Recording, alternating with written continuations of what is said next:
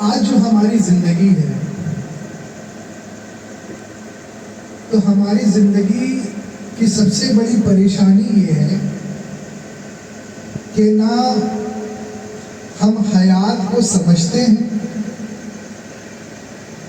اور نہ ہی موت کو سمجھنا چاہتے ہیں۔ ہماری زندگی کی سب سے بڑی پریشانی ہے۔ اگر حیات کیا ہے اور موت کیا ہے، اگر ہم اسے سمجھ لیں تو ہماری زندگی سے تمام پریشانی جو ہے وہ حل ہو جائے گی۔ اب ہمارے ساتھ سب سے بڑی جو ہے پریشانی یہ ہے کہ ہم جو ہے سمجھتے ہیں کہ حیات جب ہم ماں کے پیٹ سے پیدا ہو رہے ہیں وہی حیات ہے، اور جب اس فانی دنیا سے رخصت لے لیتے ہیں یہی موت ہے۔ ہم یہ ایک ماضی زندگی کو ہی سمجھ بیٹھے ہیں کہ یہی موت ہے اور یہی حیات ہے، لیکن اللہ تعالیٰ جو ہے قرآن شریف میں فرماتا ہے کہ یہ جو ہے مکمل زندگی نہیں ہے۔ موت کو جو ہے اللہ نے ایک ذائقہ بتایا ہے۔ ذائقہ ایک ایسی چیز ہوتی ہے کہ آپ نے اس کو لیا اور پھر کچھ لمحے کے بعد آپ نے کلی کر دیا تو وہ ذائقہ چلی جاتی ہے، اور دوبارہ کچھ کھاتے ہیں تو وہ ایک نیا ذائقہ آ جاتا ہے۔ ہوتا کیا ہے، ہم نے کبھی بریانی کھائی تو زبان میں کس چیز کی ذائقہ آتی ہے؟ بریانی کی ذائقہ آتی ہے۔ اس کے بعد جو ہے کھلانے والا جو ہے کچھ میٹھا پیش کرتا ہے تو بریانی کی لذت چلی جاتی ہے اور وہ میٹھے کی لذت، اس کا ذائقہ جو ہے وہ زبان میں چلا ہے۔ تو اللہ تعالیٰ جو ہے قرآن شریف میں فرما رہا ہے کہ تم جو ہے یہ جس حیات کو ہم سمجھ رہے ہیں ظاہری حیات، جس کو ہم سمجھ رہے ہیں کہ یہی ہماری خواہش ہے، تو اللہ قرآن میں بتا رہا ہے کہ نہیں، تم مرے ہوئے تھے، ہم نے تم کو زندہ کیا اور پھر ماروں گا اور پھر زندہ کروں گا اور پھر ماروں گا، اور اس کے بعد جو زندگی چلے گی وہ چلتی ہی جائے گی، وہ ختم ہونے والی زندگی نہیں۔ تو قرآن شریف کی یہ آیت جب میں پڑھ رہا تھا تو مجھے بچپن کا خیال آ گیا کہ میں والد محترم کے ساتھ جو ہے کسی ڈاکٹر کے چیمبر پہ بیٹھا تھا، تو وہاں پر ڈاکٹر کے پاس ہر مذہب کے لوگ آتے ہیں، تو ایک بچہ تھا وہ جو ہے ابو کے ساتھ جو ہے گفتگو کرنے لگا اور ابو سے کہنے لگا کہ ہمارے یہاں تو 7 جنموں کا رواج ہے، آپ کے یہاں تو ایک ہے نا؟ تو ابو نے اس کو سمجھایا، نہیں بیٹا، ہمارے یہاں بھی جو ہے لیکن اس کی ترکیب الگ ہے، اس کی ترکیب الگ ہے۔ تو ہم یہ جو زندگی ہماری ہے، جو ماں کے پیٹ سے ہم پیدا ہو رہے ہیں، جس کو ہم حقیقی حیات سمجھ رہے ہیں، اس حیات سے پہلے بھی ہماری ایک زندگی تھی جو ماں کے پیٹ میں تھی۔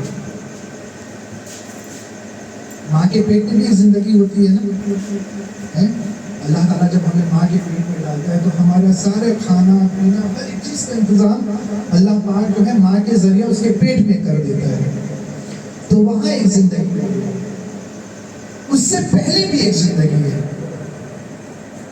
ماں کے پیٹ سے پہلے بھی ایک زندگی ہے۔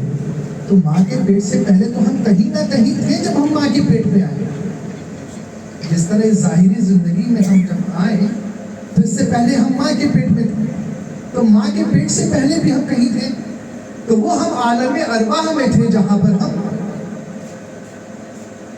اور عالم ارواح سے پھر ہم نے جو ہے ماں کے پیٹ میں آئے، اور ماں کے پیٹ کے بعد جو ہے یہ ظاہری زندگی میں آئے، ہے نا؟ تو ہمیں یہی سمجھنے کی ضرورت ہے۔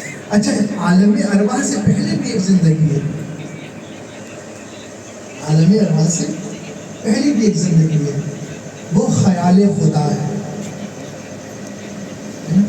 تو جب عالم ارواح میں ایک بندہ ہوتا ہے تو وہ شہداؤں کے صحبت میں ہوتا ہے، انبیاؤں کے صحبت میں ہوتا ہے, ولیاؤں کے صحبت میں ہوتا ہے, اور اس صحبت سے جب ماں کے پیٹ میں آتا ہے اور ماں کے پیٹ کے بعد جب اس ظاہری زندگی میں آتا ہے تو وہ یہ سمجھتا ہے کہ میری جو زندگی ہے, جو ماں کے پیٹ سے نکل کر وہ ظاہری زندگی میں آتا ہے تو وہ روتا روتا آتا ہے.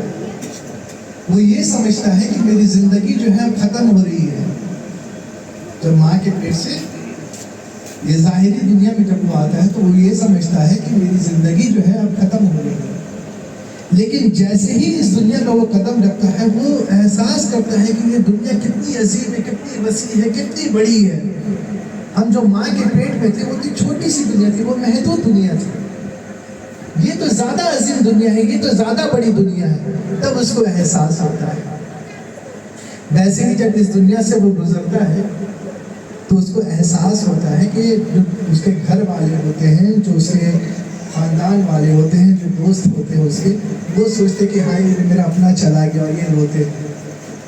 لیکن جو مرنے والا ہے, جس کو یہ ظاہری موت جو آ رہی ہے, وہ جب دوسری زندگی میں قدم رکھتا ہے وہ یہ احساس کرتا ہے کہ ہم جس دنیا میں تھے وہ تو بہت چھوٹی سی دنیا تھی, اصل دنیا تو یہ ہے.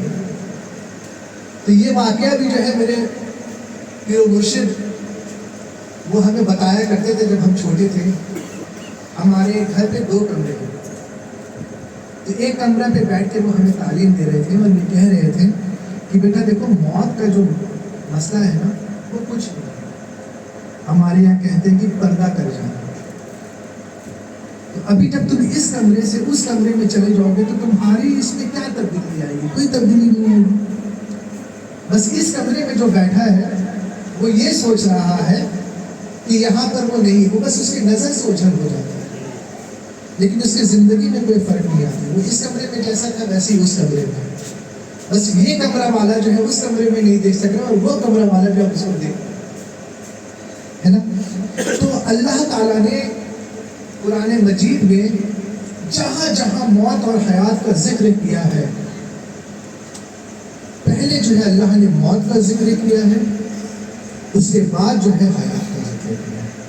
یہ ترکیب جو ہے اللہ نے قرآن شریف میں. اب اسی ترکیب کو بھی ہم لوگوں کو اپنی زندگی کو سمجھنے ہے. ہمارے ساتھ جو ہے پریشانی کا جو مسئلہ یہ ہے کہ ہم سب سے پہلے جو ہے زندگی کو سمجھتے ہیں, اس کے بعد سمجھتے ہیں کہ موت آئے گی. ہم سمجھتے ہیں کہ پہلے زندگی آتی ہے اس کے بعد موت آتی ہے. لیکن اللہ کیا فرماتا ہے کہ تم مرے ہوئے تھے, میں نے تم کو زندہ کیا. تو اگر ہم یہ چیز کو اپنی زندگی میں بھی سمجھ لیں گے, ہم بھی جس طرح اللہ نے موت کا ذکر پہلے ہر جگہ کیا ہے قرآن میں, اس کے بعد حیات کا ذکر کیا ہے, ویسے اگر اسی چیز کو, اسی ترکیب کو, اللہ کی ترکیب کو ہم اپنی زندگی میں سنبھال لیں گے کہ پہلے ہم موت کے بارے میں سوچیں گے, اس کے بعد زندگی کے بارے میں سوچیں گے, تو انشاءاللہ ہماری زندگی بھی سنور جائے گی اور ہمارا موت بھی سنور جائے گی. ہم ذاتی زندگی میں کیا سوچتے ہیں؟ ہم سوچتے ہیں کہ ہمیں دنیا کے مال کیسے ملے, یہ ہم زندگی کے بارے میں سوچتے ہیں. آخرت کے بارے میں ہم کتنا